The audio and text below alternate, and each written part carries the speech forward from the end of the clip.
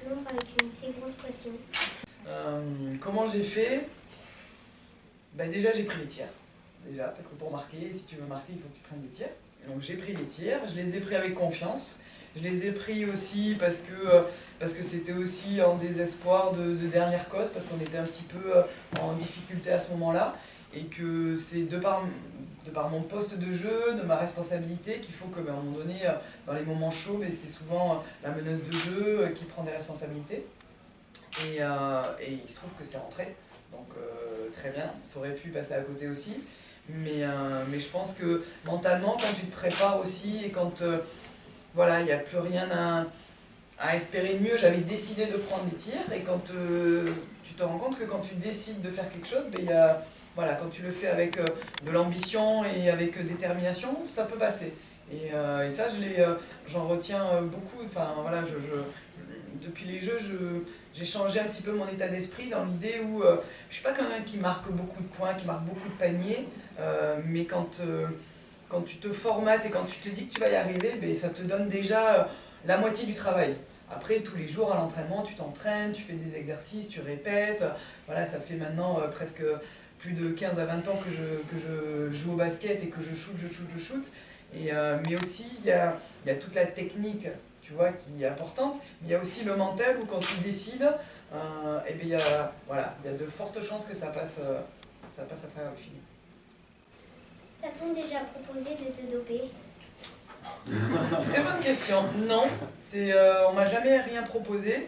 Après, en France, non, jamais, tu vois, c'est quelque chose, non, au contraire, c'est toujours, quand tu prends un médicament, tu fais toujours attention au docteur. Normalement, le docteur sait qu'est-ce qu'il doit te donner, qu'est-ce qu'il ne doit pas te donner.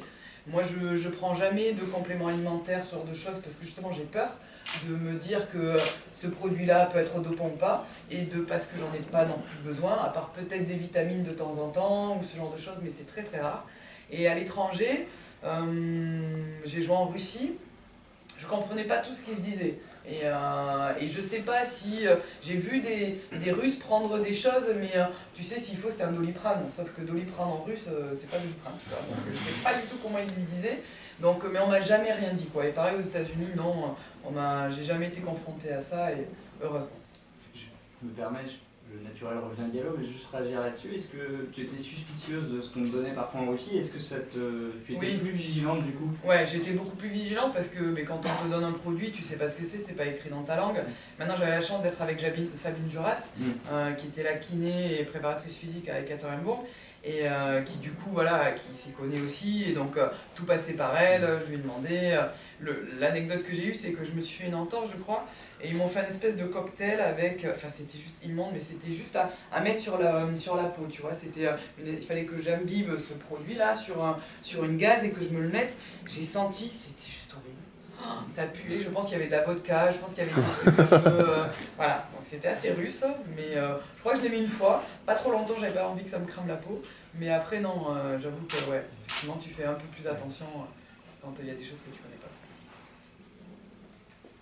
Est-ce que tu sais ce que tu feras quand tu arrêteras de jouer au basket? Non, mais tu vois, comme dans 10 ans, donc j'espère que j'aurai arrêté.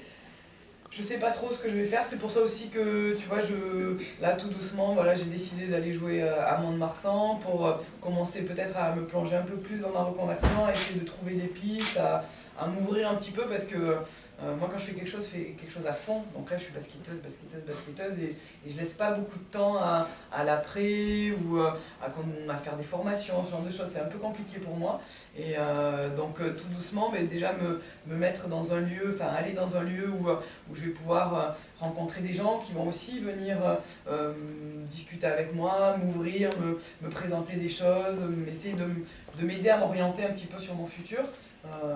Ça m'aidera parce que à l'heure actuelle, j'ai pas d'idée précise du métier que je vais faire. Super.